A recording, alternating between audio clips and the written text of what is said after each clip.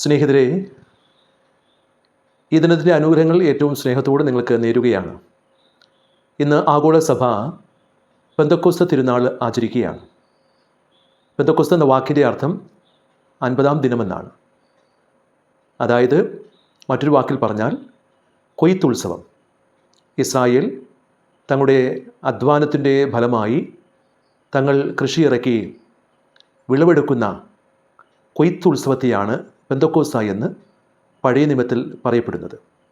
ഇവിടെ പരിശുദ്ധ കന്യകാംബയും മറ്റു സ്ത്രീകളും അപ്പോസ്തലന്മാരും സെഹിയോൻ ശാലയിൽ ഒരുമിച്ചിരുന്നപ്പോൾ, പ്രാർത്ഥനാ നിരതരായിരുന്നപ്പോൾ ആത്മാവ് തീനാവിൻ്റെ രൂപത്തിൽ കടന്നു വന്ന് അവരെ ശക്തിപ്പെടുത്തിയ ഈ ദിനത്തെയാണ്, 50-ാം ദിനത്തെയാണ് പെന്തക്കോസ്ത ദിനമെന്ന് പറയുക. പ്രിയപ്പെട്ട സഹോദരങ്ങളെ, കർത്താവായ യേശു തങ്ങളുടെ കൂടെയായിരുന്നു. 33 വയസ്സ് വരെ അപ്പോസ്തലന്മാരുടെ കൂടെയായിരുന്നു. അവിടെ സ്നേഹത്തിലും സന്തോഷത്തിലും പങ്കുചേർന്നവൻ, വചനം പങ്കുവച്ചവൻ, അപ്പം മുറിച്ച് കൊടുത്തവൻ. അങ്ങനെ തങ്ങളുടെ പ്രിയപ്പെട്ട യേശുനാഥൻ തങ്ങളിൽ നിന്നും കടന്നുപോയപ്പോൾ അവർക്കുണ്ടായ ഒരു ശൂന്യത അവരെ ഏറെ തളർത്തി. കാരണം അത്രമാത്രം അവർ യേശുവിനെ സ്നേഹിച്ചിരുന്നു, യേശു അത്രമാത്രം അവരെയും സ്നേഹിച്ചിരുന്നു.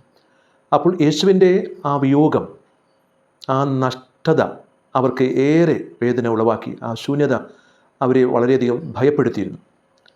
രണ്ടാമത്തെ കാര്യമെന്ന് പറയുന്നത്, അവർ ഇങ്ങനെ ഇപ്രകാരം മുറിയടച്ചിരിക്കാനായിട്ടുള്ള രണ്ടാമത്തെ കാരണം അവരുടെ ജീവിതത്തിൽ പുറത്തിറങ്ങി പോകാൻ പറ്റാത്തൊരവസ്ഥയാണ്. കാരണം മറ്റൊരു മതത്തിൽപ്പെട്ട റോമാക്കാർ തീർച്ചയായിട്ടും തങ്ങളെ നശിപ്പിക്കും എന്നുള്ള ഭയം, തീർച്ചയായിട്ടും ക്രിസ്തുവിനെ അവർ കുരിശിൽ പീഡനങ്ങൾ ഏൽപ്പിച്ച് കുരിശിൽ 3 ആണികൾ മേൽ ആകാശത്തിനും ഭൂമിക്കും മധ്യേ തറയ്ക്കപ്പെട്ട് അപ്രകാരം വളരെ ഹീനമായിട്ട് യേശുവിനെ അവർ കൊന്നു. അപ്പോൾ അതുകൊണ്ട് തന്നെ തങ്ങളുടെ ജീവിതവും അപ്രകാരം ഒരവസ്ഥയിലേക്ക് മാറ്റപ്പെടുമോ എന്നുള്ള ഭയത്താലുമാണ് അവരിപ്രകാരം ഇങ്ങനെ അടയ്ക്കപ്പെട്ട മുറിയിൽ ആയിരുന്നത്.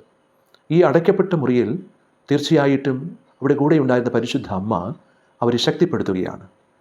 ബാബേൽ ഗോപുരത്തിൻ്റെ അവസ്ഥ നമുക്കറിയാം. ഒരു കാലഘട്ടത്തിൽ അഹങ്കാരത്തിൻ്റെ മൂർത്തീഭാവമായി മാറിയ ആ ജനങ്ങൾ അവരെന്താ ചെയ്തത്?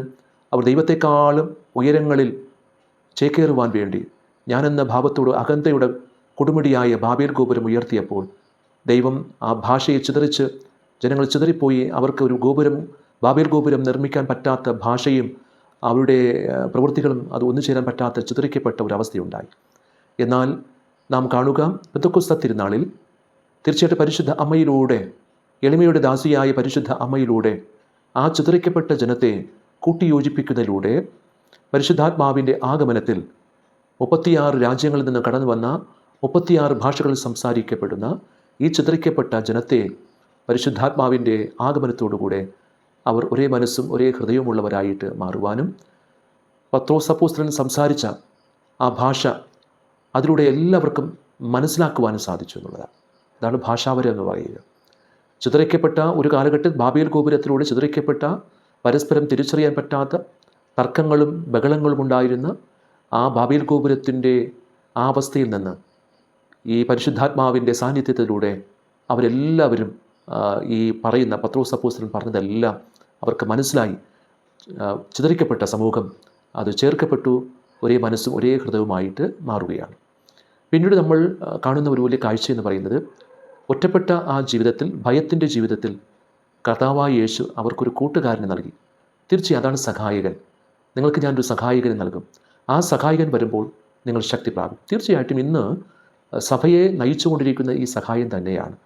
ഒരു കൂട്ടുകാരനെ പോലെ തെളിമയുടെ, സത്യത്തിൻ്റെ, നീതിയുടെ ബോധ്യം കൊടുത്തുകൊണ്ട് നമ്മെ നയിച്ചുകൊണ്ടിരിക്കുന്ന ഒരു നിത്യസഹായകൻ തന്നെയാണ് പരിശുദ്ധാത്മാവ്.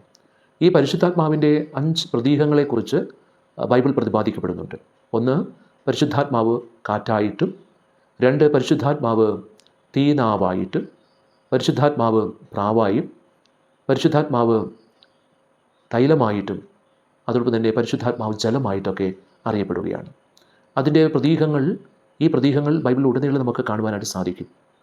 തീർച്ചയായിട്ടും പരിശുദ്ധാത്മാവിൻ്റെ സാന്നിധ്യത്തിലൂടെ ആദ്യം മുതൽ നാം കാണുന്ന ഈ 5 പ്രതീകങ്ങളിലൂടെ നമ്മെ ഓരോ നിമിഷവും സംരക്ഷിച്ച് കാത്തു പരിപാലിക്കുന്ന ഒരു നിറസാന്നിധ്യമാണ് ആത്മാവ്. പ്രിയപ്പെട്ടവരെ, തിരുവചനത്തിൽ വിശുദ്ധ പൗലോസ് റോമാക്കാർക്ക് ലേഖനത്തിലെ 8-ാമത്തെ അധ്യായത്തിൽ വചനം 9-ാമത്തെ വാക്യം പറയുന്നുണ്ട്, ക്രിസ്തുവിൻ്റെ ആത്മാവില്ലാത്തവൻ ക്രിസ്തുവിനുള്ളവനല്ല. ക്രിസ്തുവിൻ്റെ ആത്മാവ് ഉള്ളവനാണ് ക്രിസ്ത്യാനി. അതുകൊണ്ട് ക്രിസ്തു അവനിൽ ജീവിക്കണമെങ്കിൽ പരിശുദ്ധാത്മാ ക്രിസ്തുവിൻ്റെ ആത്മാവ് അവനിൽ കുടികൊള്ളണം. അവനാണ് യഥാർത്ഥ ക്രിസ്ത്യാനി എന്ന് പറയുന്നത്. വീണ്ടും തിരുവചനം റോമാക്കാർക്ക് ലേഖനത്തിൽ 8-ാമത്തെ അധ്യായത്തിൽ 14-ാമത്തെ വാക്യം ഇപ്രകാരം പറയുന്നുണ്ട്, ദൈവ ആത്മാവിനാൽ നയിക്കപ്പെടുന്നവരെല്ലാം ദൈവത്തിൻ്റെ പുത്രന്മാരാണ്. ദൈവത്തിൻ്റെ ആത്മാവുള്ളവനാണ് ദൈവത്തിൻ്റെ പുത്രന്മാരും പുത്രിമാരും. പ്രിയപ്പെട്ട സഹോദരങ്ങളെ, ദൈവത്തിൻ്റെ ആത്മാവില്ലാത്തവൻ ക്രിസ്തുവിനുള്ളവനല്ല. ക്രിസ്തുവിൻ്റെ ആത്മാവില്ലാത്തവൻ ക്രിസ്തുവിനുള്ളവനല്ല. ദൈവത്തിൻ്റെ ആത്മാവില്ലാത്തവൻ ദൈവത്തിൻ്റെ പുത്രന്മാരും പുത്രിമാരും അല്ല. അതിനാൽ ദൈവത്തിൻ്റെ ആത്മാവ് എന്നിൽ നിറയപ്പെടണം. അപ്പോൾ ഈ നിറയപ്പെടണമെങ്കിൽ ചിലതൊക്കെ നമ്മൾ വിട്ടുപേക്ഷിക്കാനായിട്ട് തയ്യാറാകണം. അതാണ് വിശുദ്ധ പൗലോസ് ഗലാത്തി 5:19 മുതലുള്ള വാക്യങ്ങൾ പറയുന്നു. ജഡത്തിൻ്റെ വ്യാപാരങ്ങൾ, പിശാചിൻ്റെ വ്യാപാരങ്ങൾ, അവ ഏതൊക്കെയെന്ന് വളരെ വ്യക്തമായിട്ട് വചനം പ്രതിപാദിക്കുക. അവ വ്യഭിചാരം, അശുദ്ധി, ദുർവൃത്തി, വിഗ്രഹാരാധന, ആഭിചാരം, ശത്രുത, കലഹം, കോപം, മാത്സര്യം, ഭിന്നത, വിഭാഗ്യചിന്ത, വിദ്വേഷം, മദ്യപാനം, മധുരോത്സവം, ഇവയും ഈ ദൃശ്യമായ പ്രവൃത്തികളുമാണ് ദൈവത്തിൻ്റെ ആത്മാവിനെ ഒരുവനിൽ നഷ്ടപ്പെടുത്തുന്ന പിശാചിൻ്റെ ജഡത്തിൻ്റെ ദുരാശകൾ. അത് നമ്മൾ അകറ്റിയാൽ മാത്രമേ ഞാനും നിങ്ങളുമൊക്കെ ദൈവത്തിൻ്റെ പുത്രന്മാരും പുത്രിമാരുമായിട്ട് മാറും. അതിനുവേണ്ടി നമ്മൾ എന്താ ചെയ്യേണ്ടത്? വിശുദ്ധ പൗലോസ് വ്യക്തമാക്കുന്നുണ്ട്. ഗലാത്യർക്കുള്ള ലേഖനത്തിലെ 5:22 മുതൽ വാക്യങ്ങൾ പറയുന്നു, പരിശുദ്ധാത്മാവിൻ്റെ ഫലങ്ങൾ കൊണ്ട് നീ നിറയപ്പെടണം. പരിശുദ്ധാത്മാവിൻ്റെ ഫലങ്ങളായ സ്നേഹം, ആനന്ദം, സന്തോഷം, സമാധാനം, ക്ഷമ, ദയ, നന്മ, വിശ്വസ്തത, സൗമ്യത, ആത്മസംയമനം, ഇവ കൊണ്ട് ഞാനും നിങ്ങളും നിറയുമ്പോൾ ഞാനും നിങ്ങളുമൊക്കെ ദൈവത്തിൻ്റെ പുത്രന്മാരും പുത്രിമാരുമായിട്ട് മാറുന്നു. വചനം 15-ാമത്തെ വാക്യം പറയുന്നുണ്ട്, നിങ്ങളെ വീണ്ടും ഭയത്തിലേക്ക് നയിക്കുന്ന അടിമത്തത്തിൻ്റെ ആത്മാവിനെയല്ല, മറിച്ച് പുത്രസ്വീകാര്യത്തിൻ്റെ ആത്മാവിനെയാണ് നിങ്ങൾ കൈക്കൊണ്ടിരിക്കുന്നത്. ഭയത്തിൻ്റെ ആത്മാവിനെയല്ല, പുത്രസ്വീകാര്യം. അതുകൊണ്ട് ഈ ലോകത്തെ ഭയപ്പെടേണ്ട കാര്യമില്ല. നീ ഭയപ്പെടേണ്ടത് ദൈവത്തെയാണ്. അതുകൊണ്ട് അടിമത്തത്തിൻ്റെ ആത്മാവിനെയല്ല നീ സ്വീകരിച്ചത്, പുത്രസ്വീകാര്യത്തിൻ്റെ ശക്തിയുടെ, കൃപയുടെ, അനുഗ്രഹത്തിൻ്റെ ആത്മാവിനെയാണ് ഞാനും നിങ്ങളുമൊക്കെ സ്വീകരിച്ചത്. അതുകൊണ്ട് ഈ ലോകത്തെ ഭയന്ന് ജീവിക്കേണ്ടവനല്ല ഒരു ക്രിസ്ത്യാനി. ക്രിസ്തുവിൻ്റെ ആത്മാവ് ഉള്ളവൻ ആണ് യഥാർത്ഥ ക്രിസ്തു സാക്ഷി എന്ന് പറയുന്നത്, ക്രിസ്ത്യാനി എന്ന് പറയുന്നത്. അതുകൊണ്ട് പുത്രസ്വീകാര്യത്തിൻ്റെ ആത്മാവിനെയാണ് സ്വീകരിച്ചത്, അല്ലാതെ അടിമത്തത്തിൻ്റെ ആത്മാവിനെ അല്ല. വചനം വീണ്ടും പറയുന്നു, അതിനാൽ ഈ ആത്മാവ് മൂലമാണ് നാം ആബാ പിതാവേ എന്ന് വിളിക്കുന്നത്. അതുകൊണ്ട് നാം ദൈവത്തെ പിതാവേ എന്ന്, ആബാ പിതാവേ, സ്വർഗസ്നായ പിതാവേ എന്ന് നമ്മൾ വിളിച്ച് കർത്താവിനോട് അഭിസംബോധന ചെയ്ത് നമ്മൾ പ്രാർത്ഥിക്കുന്നത്. കാരണം എൻ്റെ അപ്പനാണ്.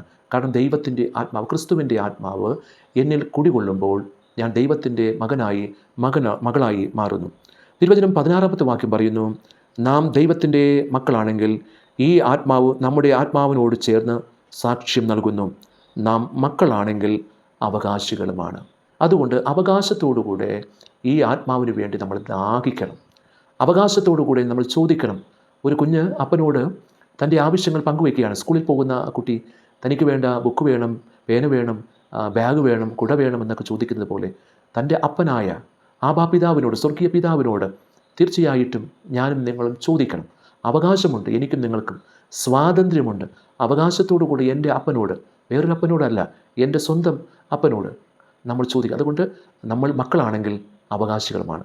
അതുകൊണ്ട് പ്രിയപ്പെട്ട സഹോദരങ്ങളെ, ഭയത്തിൻ്റെ ആത്മാവിനെയല്ല, പുത്രസ്വീകാര്യത്തിൻ്റെ ആത്മാവിനെയാണ് ഞാനും നിങ്ങളും സ്വീകരിച്ചിരിക്കുന്നത്. അതുകൊണ്ട് ഈ ലോകത്തെ ഭയന്ന് ജീവിക്കേണ്ടവനല്ല, ദൈവത്തിൽ ആശ്രയിച്ചുകൊണ്ട് ദൈവത്തിൻ്റെ ആത്മാവിൽ നിറഞ്ഞ പുത്രന്മാരും പുത്രിമാരുമായിട്ട് നമ്മൾ മാറണം.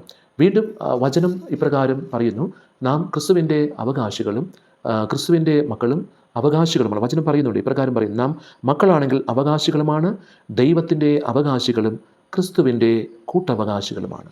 അതിനാൽ നമ്മൾ എന്താ ചെയ്യുക? തിരുവചനം പറയുന്നു. അതുകൊണ്ട് നാം നമ്മുടെ ജീവിതത്തിൽ ആ ആത്മാവിൽ നിറഞ്ഞവരായിട്ട് ഞാൻ നിങ്ങൾ മാറണം. വചനം പറയുന്നുണ്ട്, നമ്മുടെ 28-ാമത്തെ വാക്യത്തിൽ ഇപ്രകാരം, 26-ാമത്തെ വാക്യത്തിൽ പറയുന്നുണ്ട്, നമ്മുടെ ബലഹീനതയിൽ ആത്മാവ് നമ്മെ സഹായിക്കുന്നു. വേണ്ടവിധം പ്രാർത്ഥിക്കേണ്ടത് എങ്ങനെയെന്ന് നമുക്ക് അറിഞ്ഞുകൂടാ.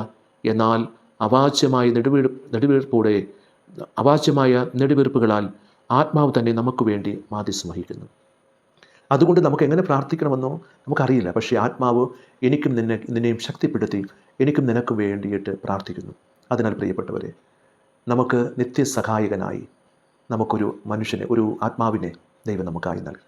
ക്രിസ്തു നമുക്കായി കൂടെ നടക്കുവാൻ, കൂടെ ആയിരിക്കുവാൻ, നിൻ്റെ പ്രതിസന്ധികളിലും നിൻ്റെ പ്രശ്നങ്ങളിലും നിൻ്റെ ദുഃഖങ്ങളിലും നിൻ്റെ ദുരിതങ്ങളിലും നിൻ്റെ സന്തോഷങ്ങളിലും നിൻ്റെ നേട്ടങ്ങളിലും നിൻ്റെ കോട്ടങ്ങളിലും നിൻ്റെ നിരാശകളിലും നിൻ്റെ ആകുലതകളിലുമൊക്കെ നിന്നോട് കൂടെ ചേർന്ന് നടക്കുവാൻ നിനക്ക് വേണ്ടി ദൈവം നൽകിയ ഒരു സഹായകനാണ്, ക്രിസ്തു നൽകിയ ഒരു സഹായകനാണ് ഈ പരിശുദ്ധാത്മാവ്. ആ പരിശുദ്ധാത്മാവിൽ നിറഞ്ഞ ദൈവത്തിൻ്റെ പുത്രന്മാരും പുത്രിമാരുമായിട്ട് മാറുവാൻ ദൈവം നമ്മെ അനുഗ്രഹിക്കട്ടെ.